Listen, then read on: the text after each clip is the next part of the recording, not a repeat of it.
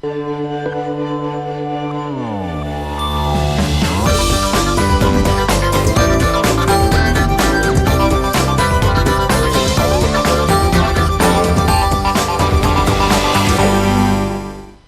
selamat pagi pemirsa SBO TV. Puji Tuhan kembali pagi hari ini. Hanya oleh karena kemurahan Tuhan, saya Walden menjumpai Anda dan Bincang Santai Solusi Rohani kembali hadir memberkati kita. Apa kabar Anda semuanya? Saya percaya kita semua ada di dalam keadaan yang sangat baik. Pemirsa, pagi hari ini kita akan memperbincangkan satu topik berkaitan dengan hal-hal yang tengah terjadi di bangsa kita hari-hari ini. Bagaimana menyikapi fenomena alam. Dan saya akan memperbincangkannya dengan santai bersama dengan narasumber yang tidak asing bagi kita, Bapak Pendeta James Ong, Gembala GBI Imamat Rajani Surabaya. Shalom, selamat pagi. Shalom. Senang ketemu dalam keadaan sehat, saya sehat, Pak James sehat. Kita harus selalu sehat. Dan kita terus punya kesempatan untuk memberkati pemirsa ya. Ya, kita selalu harus dalam keadaan baik. Betul. Karena Tuhan selalu pelihara kita. Amin. Pak James, beberapa hari lalu kan ya, Jumat tepatnya ya, Jumat sore, kita kembali dikejutkan dengan satu peristiwa. Lombok sementara recovery karena peristiwa yang beberapa waktu lalu terjadi, bencana. Lalu di Sulawesi Tengah, kalau tidak salah waktu itu Bapak ada di Sulawesi ya, hari Jumat itu ya? Benar sekali.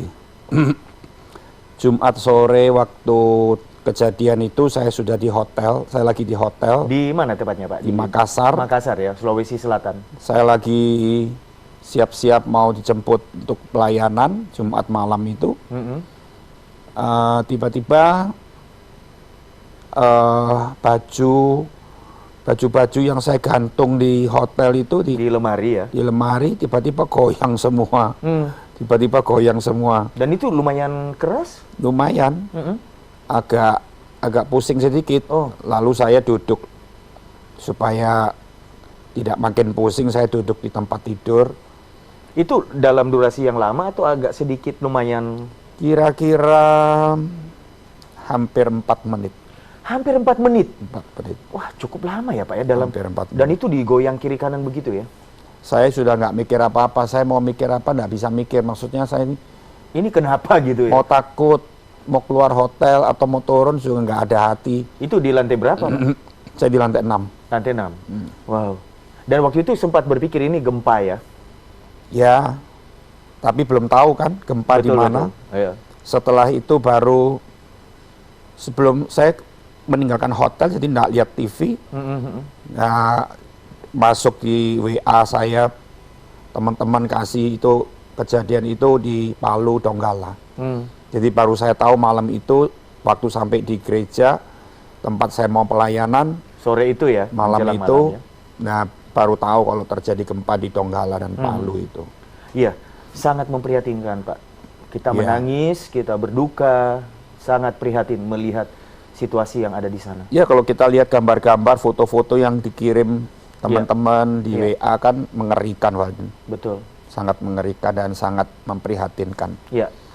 Ya, ya memang semua yang terjadi ini memang semua sudah ditulis di Alkitab, di firman Tuhan. Jadi kalau kita anak-anak Tuhan seharusnya kita sudah tidak lagi kaget. Dan bahkan itu akan bukan cuma di luar Jawa, bahkan sudah diprediksi itu akan terjadi di Pulau Jawa juga. Ya betul, pasti pemirsa juga melihat di medsos beredar ada begitu banyak sekali broadcasting yang prediksi ahli dikatakan apa yang terjadi di Surabaya, di Jakarta, bahkan Waru, ada tambah Keputih. Waru itu tidak jauh dari rumah saya Pak, di Sidoarjo. Keputih juga tidak jauh dari rumah saya. Begitu ya Pak ya. Lalu kemudian Jawa dan seterusnya, dan memang ada rasa-rasa cemas ya yang timbul. Ya, sebagai manusia pada umumnya kita pasti ada rasa takut cemas. Tapi rasa cemas kita nggak boleh sampai terlalu berkembang. Kita harus bisa atasi dengan rasa percaya kita kepada Tuhan, bahwa Dia tetap perlindungan kita yang teguh. Amin. Gunung batu di mana kita tetap bisa berlindung. Kita mau berlindung kemana, Walden? Dan kita juga satu sisi tidak boleh paranoid ya Pak ya. Lalu kemudian kita tidak ada gunanya bikin tenda di lapangan, menghindari hal-hal yang akan terjadi dan seterusnya. Dan saya kalau lihat aksi penjarahan itu ngeri juga gitu. Iya, iya. Begitu Itu sisi lain ya dari begitu brutalnya mereka, karena mungkin mereka lagi kepepet, lapar, nggak punya makanan, nggak punya persediaan apa-apa, sampai mereka lakukan itu dengan brutal. Oke, Pak, peristiwa yang terjadi ini memilukan hati dan ini duka bangsa kita. Ya, Air mata Indonesia. Kita melihat, dan saya dari Sulawesi. Jadi ada satu rasa yang, oh Tuhan, itu terjadi di daerah saya. Dan yang terjadi di sana itu ada fenomena-fenomena yang kita bukan ahlinya, tapi mencoba dijelaskan oleh para ahli kalau kita lihat di media TV, bahwa itu belum pernah terjadi sebelumnya ya. Sampai ada yang amblas, lalu saya melihat itu jengkal demi jengkal itu retak gitu. itu tanahnya sampai bergeser, jalan bergeser sampai 200 meter. 1,5 kilo Pak terakhir yang saya dengar. Oh ya? Ada satu kelurahan itu 200 meter sudah membuat saya heran, apalagi 1,5 kilo. Iya, makanya. Jadi batas tanah siapa itu sudah tidak jelas ya sekarang ini. Udah pindah dan Ya, ini belum apa-apa. Pasti ada sesuatu yang lebih heboh lagi akan terjadi menjelang berakhirnya dunia ini. second coming. Mungkin kalau ada pesan bagi orang-orang yang sedang mengalami trauma, karena kita tahu saudara-saudara kita dari Palu, Donggala dan sebagainya itu banyak yang kemudian mereka meninggalkan daerahnya, dan mungkin ada di antara mereka yang sedang mendengarkan kita pagi hari ini di TV. Apa yang bisa Bapak sampaikan sebelum kita masuk ke segmen berikutnya? Kalau saya bisa berpesan, ya larilah kepada Tuhan.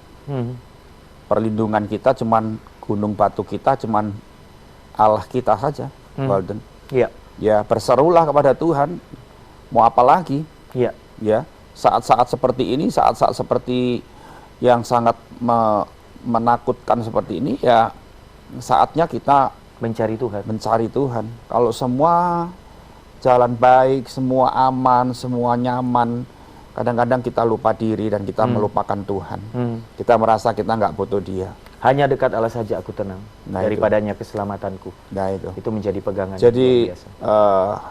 kita harus menghadapi itu semua, tetapi ada janji dalam Tuhan, Dia tetap melindungi anak-anaknya. Ya, Itu saja. iya. Jadi tetap mencari Tuhan dan tidak usah takut, karena apapun yang kita lakukan juga tidak akan ada gunanya seperti Bapak katakan tadi. Yang akan terjadi pasti akan terjadi. Betul. Tapi nanti di segmen kedua bagaimana kita menyikapinya. Mungkin ada sikap secara jasmani, apa yang bisa kita lakukan, dan sikap secara rohani. Tapi satu hal Pak James, Walden senang banget Pak James ada di Makassar dan di hotel sempat mengalami goncangan seperti itu, gempa, tapi Tuhan tolong sehingga Bapak pulang Surabaya dan hari ini kita syuting bisa menjadi berkat. Kita akan lanjutkan perbincangan kita sesaat lagi. Oke. Puji Tuhan, pemirsa, jangan kemana-mana. Bincang Santai Solusi Rohani kembali sesaat lagi.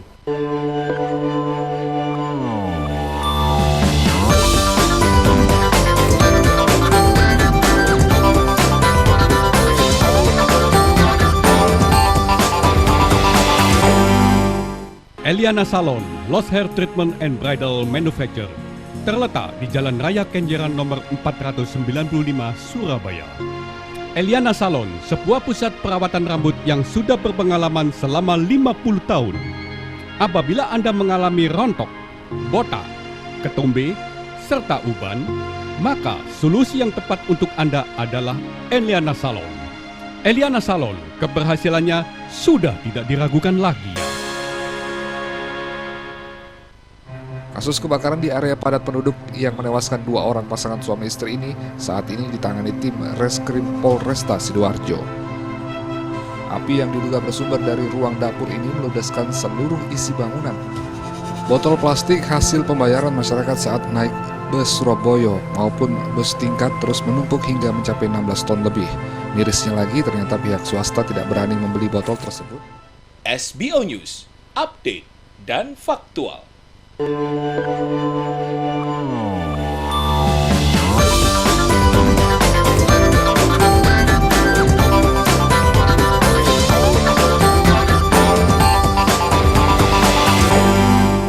Ya, pemirsa, Anda masih bersama saya di Minggu pagi yang luar biasa ini, dan Bincang Santai Solusi Rohani membicarakan topik bagaimana menyikapi fenomena alam. Saya Walden bersama Bapak Pendeta James Om. Pak James, tentu ada banyak hal yang bisa kita lakukan ya untuk teman-teman kita yang sedang ada di lokasi terdampak bencana?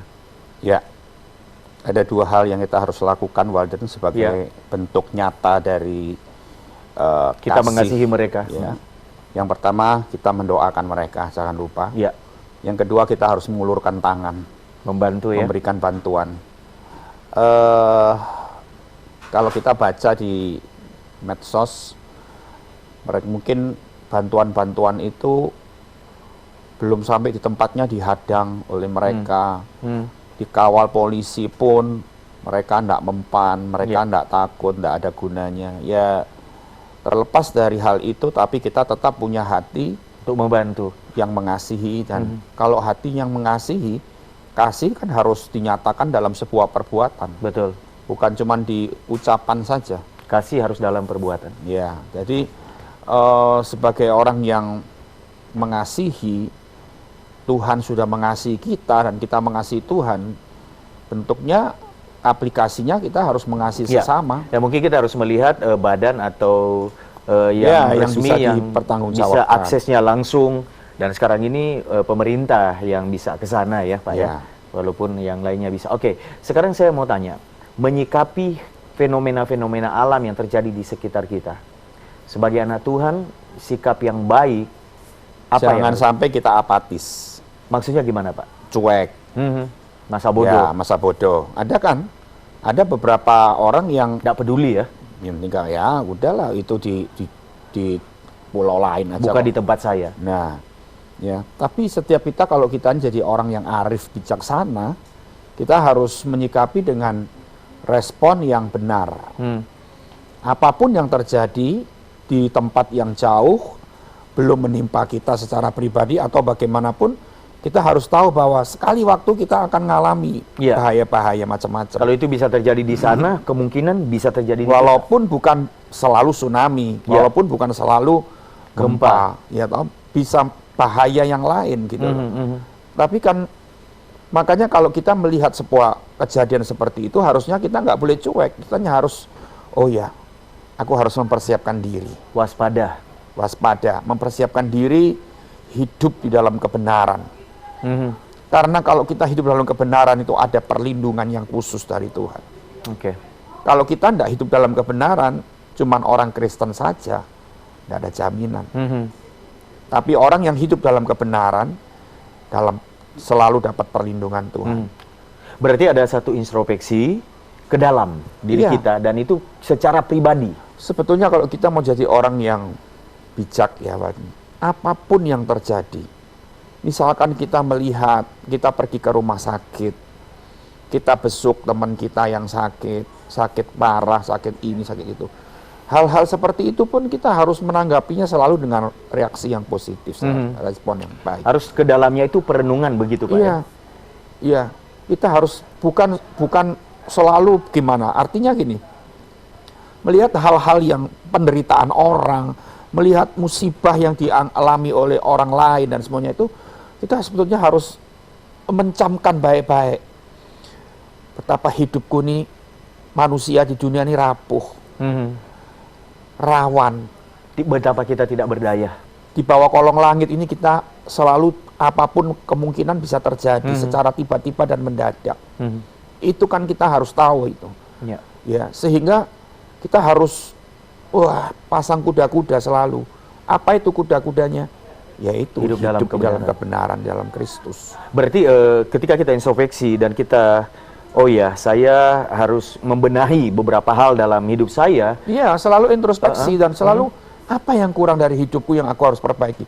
Kalau mungkin kita ini masih banyak hal duniawinya, Hidup dalam dosa begitu ya? dalam dosa ya, ayo, mumpung itu belum terjadi, kita persiapkan diri kita baik-baik, ya kan? Nah itu sebetulnya respon yang harus kita ambil. Hidup dalam kebenaran. Bukan cuma asal berdoa membantu, tapi ke dalam ini ada satu manfaat yang besar untuk diri kita sendiri. Pak James, hidup dalam kebenaran ini kadang-kadang dimaknai bahwa saya kan sudah jadi anak Tuhan lama, saya sudah orang Tadi Kristen kan saya lama. bilang anak Tuhan, orang Kristen, itu kan bukan jaminan, Walden.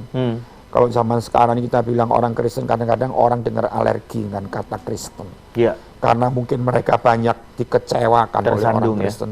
banyak orang Kristen, anak Tuhan yang menjadi batu sandungan, bahkan hamba Tuhan, dan sebagainya. Intinya, itu tidak jaminan. Ya kan? Kita hamba Tuhan juga tahu sendiri itu. Oke. Gitu loh.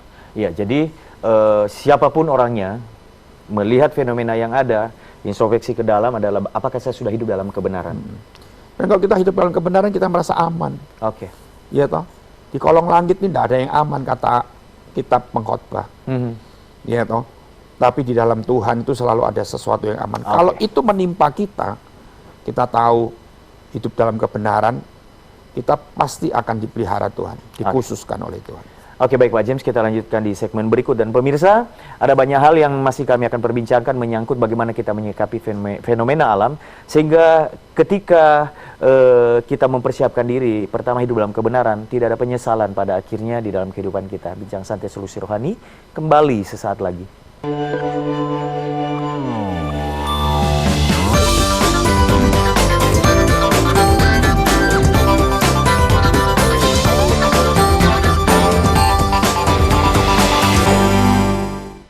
Dengan menutupi wajahnya, dua pemuda ditangkap polisi karena telah mencuri handphone milik kerabatnya sendiri. Kesal dengan olah saudaranya tersebut, korban langsung melaporkannya kepada polisi yang kemudian menangkapnya. Tak kunjung diselesaikannya pelunasan ribuan korban Sipoa membuat para korban Sipoa meradang. Korban Sipoa mendesak KPK untuk turun tangan, serta mendesak majelis hakim agar bertindak profesional. SBO News, update dan faktual.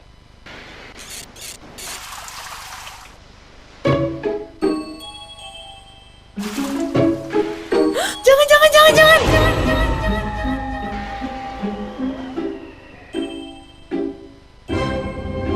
Air di rumah belum tentu bersih. Pakai tangki air Penguin. Dilengkapi rotamol tempat dengan Biocoat, mampu membunuh bakteri, bebas lumut, dan tahan cuaca. Penguin yakin terjamin.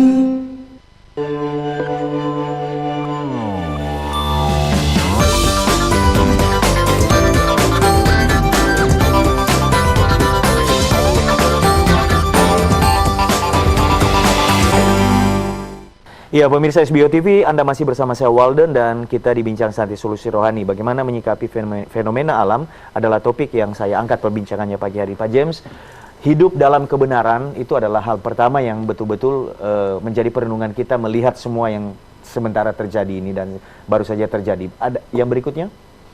Kita harus selalu berjaga-jaga, Walden. Ingat peristiwa 5 gadis yang bijak sana dan 5 gadis yang bodoh. Iya, itu ada ceritanya ya di kitab. Ya, yang 5 gadis yang bijaksana dia bawa pelita dan bawa minyak. Yang 5 lagi dia bawa pelita tanpa minyak, tanpa persediaan minyak. Iya. Mereka menunggu kedatangan mempelai laki-laki, menyambut itu, tidak datang-datang. Semalaman, akhirnya pelita mereka yang tadinya sama-sama menyala, pelita mereka mati karena kehabisan bahan bakar minyak. Tapi yang 5 bijaksana mereka bawa persediaan, nggak masalah kan? Ketika tiba-tiba datang mempelai laki-laki, mereka nyalain lagi. Tapi yang 5 nggak bisa. Sama dengan hidup kita. Kita harus selalu berjaga-jaga. Kata berjaga-jaga itu mengandung arti kita tidak tahu kapan itu terjadi, ya kan? Bisa besok, bisa nanti. Kalau kita tahu besok pasti tidak usah berjaga-jaga, ya toh. Sesuatu yang sudah pasti kan? Pasti. Tapi justru kata berjaga-jaga itu menandakan bahwa kita tidak pernah tahu waktunya itu kapan. Setiap saja ada kemungkinan bisa terjadi kan? Setiap kali, setiap dalam hitungan detik, dalam hitungan menit pun itu bisa berubah dan bisa terjadi sesuatu yang dahsyat. Karena itu kita berjaga-jaga. Berjaga-jaga di situ gitu loh. Kalau kita bukan mau dikatakan orang bodoh dan kita nggak menyesal akhirnya ketika semua sudah terjadi baru kita getun, nyesel. Penyesalan tidak datang di depan, betul, tapi penyesalan selalu datang di belakang. Ya. Sebab itu jadi Kristen beneran mulai sekarang. Mau apa lagi? Ya, bicara tentang berjaga-jaga ini, sikap kehidupan seperti apa yang dikatakan berjaga-jaga itu? Ya pelihara kehidupan imanmu di dalam Kristus benar-benar. jangan sembrono. Termasuk poin pertama tadi ya, hiduplah dalam kebenaran. Ya, lah sekarang itu kebenaran harus dihidupi terus. Kadang-kadang kita sejenak saja hidup dalam kebenaran, ya toh, karena kita ini sibuk kerja, cari duit, banyak perjuangan hidup yang keras. Akhirnya kita sudah lupa kalau kita tidak berjaga-jaga bahwa kita ini sudah jauh dari kebenaran dalam berbisnis, dalam bergaul, dalam anak-anak muda dalam berpacaran, ya toh, termasuk hamba-hamba Tuhan ini dalam pelayanan kadang-kadang bisa nyeleweng, bisa begini karena selalu ada jebakan-jebakan di situ, ada godaan-godaan di situ. Ketika kita tidak berjaga-jaga maka jatuhlah kita, terjebaklah kita. Dan kita harus tahu itu. Kalau orang berjaga-jaga dia tidak akan sampai seperti itu. Walaupun dia mau berbisnis apapun, dia tetap berjaga-jaga berbisnis dengan cara yang benar. Ya, sebagai karyawan kerja dimanapun, jadi karyawan yang benar, karyawan jujur. Jadi hidup berjaga-jaga itu adalah hidup yang istilahnya punya integritas dalam kebenaran, melakukan yang tepat. Kehidupan seperti itu. Jangan sebentar iya, sebentar enggak, sebentar iya, sebentar enggak. Iya kan? Orang seperti itu kan enggak berjaga-jaga namanya. Iya. Kita enggak tahu waktunya kapan. Iya, kalau waktunya datang kita pas iya, kalau waktunya datang kita pasti enggak, begitu kan hancur kita. Seperti itu. Oke, mungkin juga berjaga-jaga itu kan secara rohani Pak ya. Kalau misalnya ada saran untuk secara jasmani, ya kita sudah baca beberapa di medsos, harus sediakan koper, baju secukupnya, gitu ya. Surat-surat penting. Iya. Nah, ya ini sampai kemarin saya dapat satu gambar begini, satu gambar opor di tengah, lalu ada apa yang harus disediakan.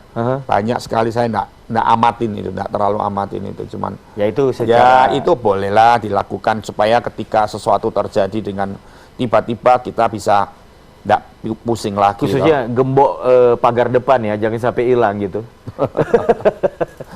Oke, kan, itu jadi, secara fisik boleh. Tapi kalau semua itu terjadi hal tiba-tiba, kita enggak bisa menyelamatkan harta benda kita, maka itu semua di dunia ini kita harus tahu bahwa semua di dunia ini sementara dan fana, tidak ada yang kekal. Saya melihat peristiwa itu, saya cuma melihat diri saya, betapa saya ini nothing, tidak ada artinya, betapa tidak berdaya, dan siapakah saya yang bisa meluputkan diri dari peristiwa-peristiwa yang seperti itu. Betul-betul kita ini perlu Tuhan dalam hidup kita. Betul.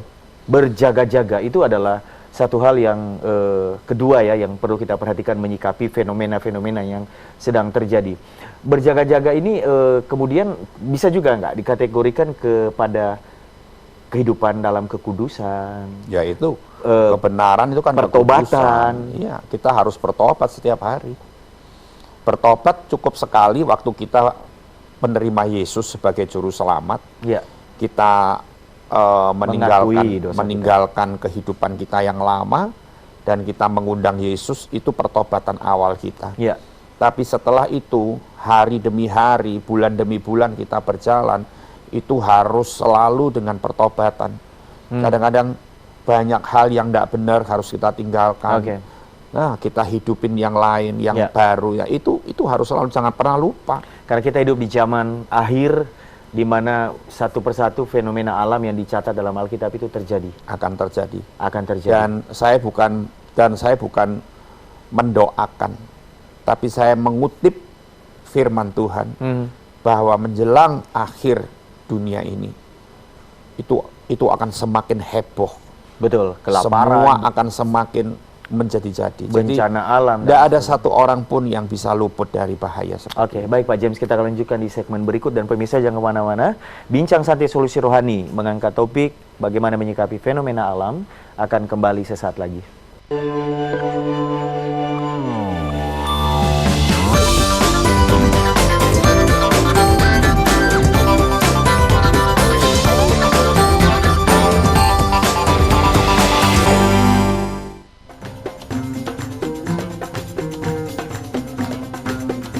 Manjakan setiap langkah kaki Anda dalam kelembutan karpet Al-Jabar. Di sini menyediakan beragam karpet pilihan.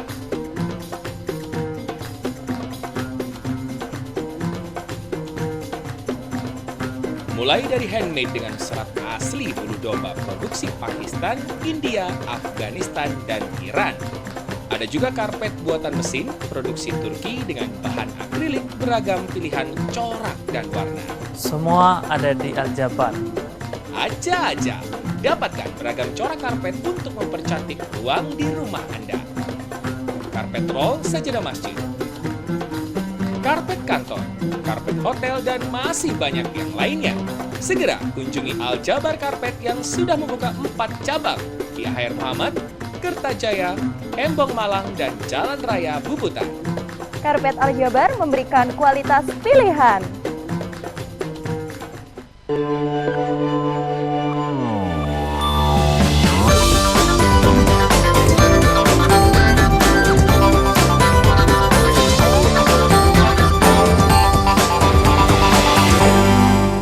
Ya, pemirsa SBO TV, kita ada di segmen terakhir untuk kebersamaan pagi hari ini. Saya percaya Anda yang mengikuti sejak awal perbincangan ini makin dikuatkan, makin diteguhkan, dan Anda bukan orang yang menjalani hidup tanpa persiapan secara rohani khususnya.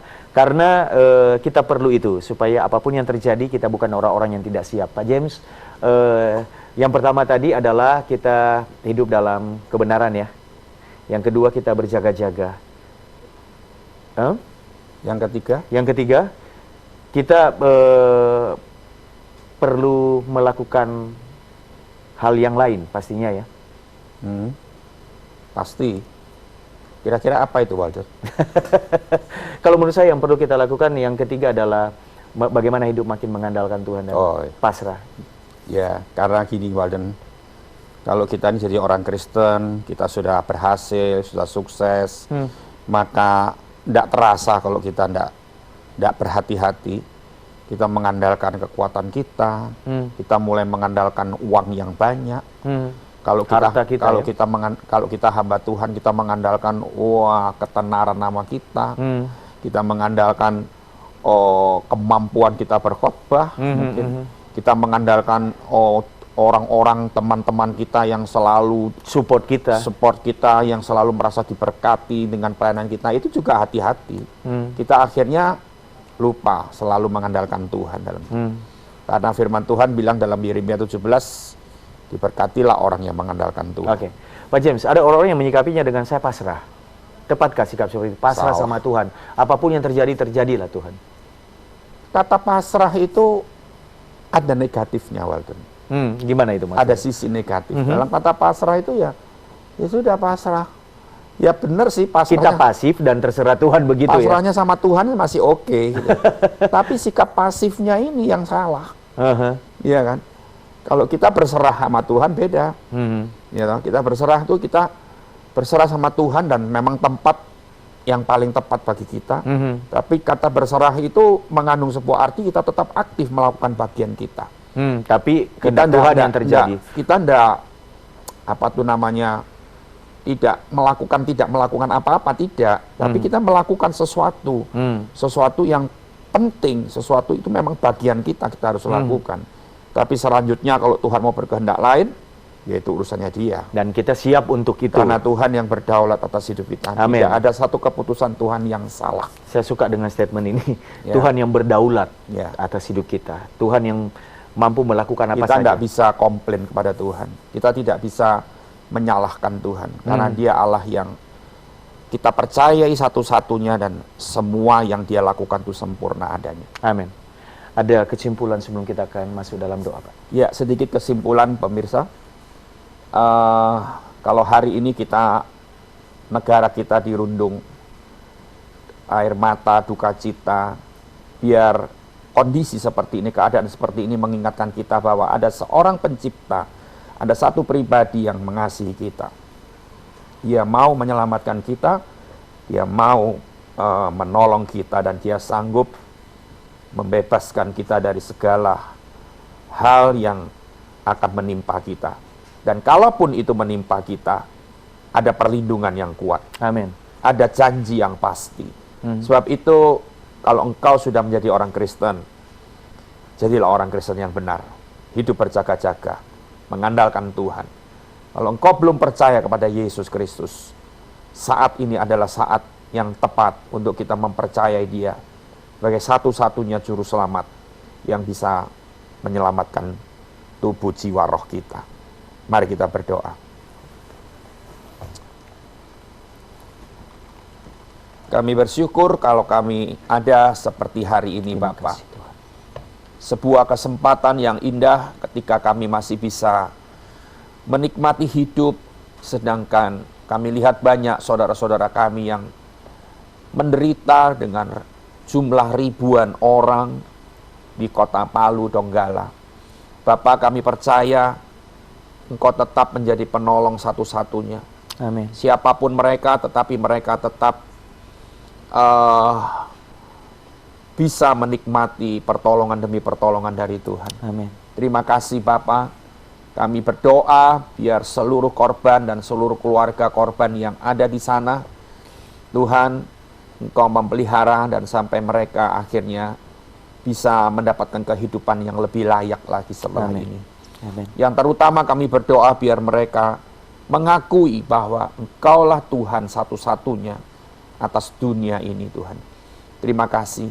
Dan kami berdoa untuk kami yang ada, yang kami masih aman mungkin, tapi kami tidak pernah akan lupa bahwa kapanpun, siapapun, kami pasti akan bisa mengalami sesuatu yang tiba-tiba terjadi dan mendadak. Buat kami terus berlindung di dalam Tuhan. Amin. Buat kami terus berlindung di dalam gunung batu yang kuat itu. Terima kasih Bapa. Berkat-Mu atas semua pemirsa pagi hari ini. Biar kami tetap dalam berkat Tuhan, tetap dalam anugerah Tuhan senantiasa. Amin. Dalam nama Yesus kami bersyukur. Amin. Amin. Pak James, terima kasih perbincangan yang menguatkan dan sangat memberkati kita semuanya. Ya. Terima kasih, Tuhan Terima memberkati. kasih, Walden. Ya, selamat hari Minggu. Dan pemirsa, demikian kebersamaan kita untuk Bincang Santai Solusi Rohani hari ini.